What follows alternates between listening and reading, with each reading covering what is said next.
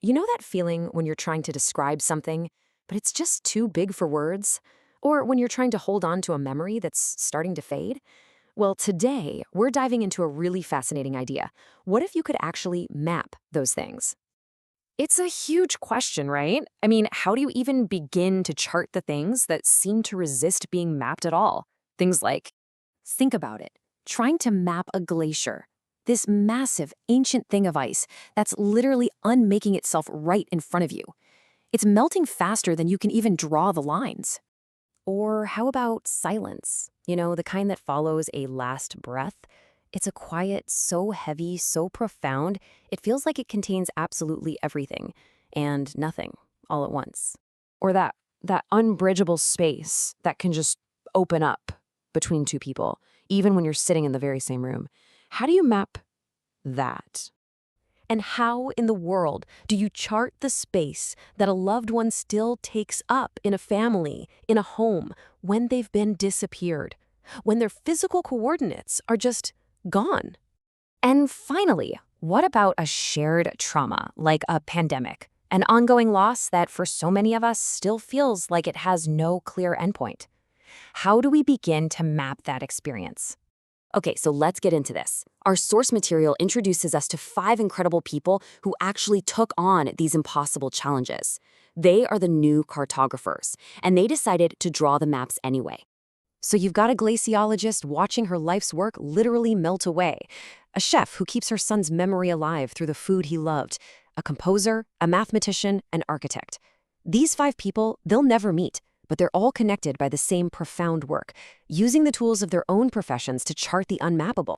So, how'd they do it? Well, their tools weren't exactly compasses or GPS. Nope, they were using something way more personal, and in doing so, they completely reimagined the very idea of what a map is and what it can do. And this is where it gets really interesting. It completely reframes our idea of a map, doesn't it? For these cartographers, a map isn't about getting from point A to point B. It's a sonic recording of a glacier's final moments. It's a recipe that keeps a person's memory alive. It's a way of documenting what matters, especially when it won't hold still. Let's take Yuki, the composer. He was trying to map the silence that fell after his mother died, and he used this Japanese concept ma, the meaningful space between things. He created a musical score that had no notes, zero. Just instructions to sit, to listen, and to really pay attention to the silence until it felt full. His map wasn't of sound, but of the very space between sound. And this example, it just perfectly illustrates the heart of their work. Rachel, the glaciologist, she knew her standard maps could show you elevation and coordinates, no problem. But they could never, ever show you the sound of the world breaking apart, or what it feels like to watch something ancient just become water. So her new maps, her recordings, her notes, they were designed to chart that human experience that data alone can never ever capture. Okay, so this brings up a really crucial question. If these maps aren't for navigation and the things they're charting are literally disappearing, then what are they for? What's the point of measuring something that's not even going to be there tomorrow? Well, the answer is surprisingly simple, and it has nothing to do with trying to stop the loss. They know they can't save the glacier, they can't bring back a loved one or magically fix the trauma. The purpose? It's something else entirely. The purpose of the map is just to be an active witness. It's a way of honoring what's leaving by paying it the deepest, most precise kind of attention you possibly can. When you feel totally powerless, this active witnessing creates meaning. It's a way of saying, to a glacier, or to a memory, or to a person, you will not disappear uncharted. I'm here. I see you. So, for each of these cartographers, their professional skill becomes a form of love.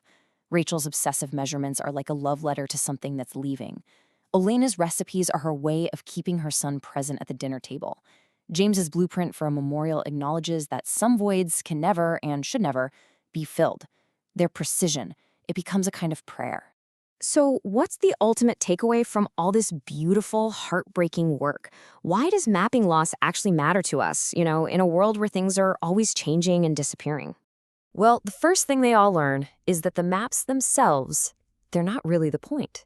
Rachel's maps of the glacier are wrong the second she finishes them. The ice has already moved. The maps are instantly obsolete. But this reveals the real key insight. While the map is fleeting, the act of mapping is what actually survives. See, the process of paying that close devotional attention, it doesn't change the territory, but it fundamentally changes the person making the map. It's a tool not for stopping loss, but for integrating it into who you are, for surviving it. So, in the end, their work becomes this incredibly powerful form of testimony. It's a guide not for navigating the physical world, but for navigating loss. It's all about loving things not by trying to hold on tighter, but by carefully, precisely, and devotedly documenting exactly how they leave. And that leaves us with one final thought. Think about it. The grief that's hard to name, the relationship that's changed, the person you miss, the future you're not so sure about. We are all cartographers of our own lives. So the question is, what unmappable territory are you charting right now?